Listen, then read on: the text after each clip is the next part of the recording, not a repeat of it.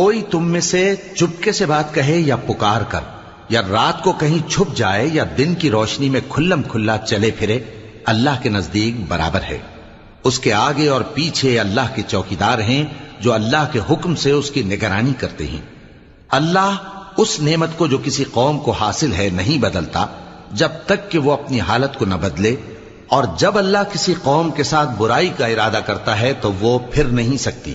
اور اللہ کے سوا ان کا کوئی مددگار نہیں ہوتا۔ وہی تو ہے جو تم کو ڈرانے اور امید دلانے کے لیے بجلی دکھاتا اور بھاری بھاری بادل پیدا کرتا ہے، اور رعد اور فرشتے سب اس کے خوف سے اس کی تسبیح و تحمید کرتے رہتے ہیں۔ اور وہی بجلیاں بھیجتا ہے، پھر جس پر چاہتا ہے گرا بھی دیتا ہے، جبکہ وہ اللہ کے بارے میں جھگڑتے ہیں، اور وہ بڑی قوت والا ہے۔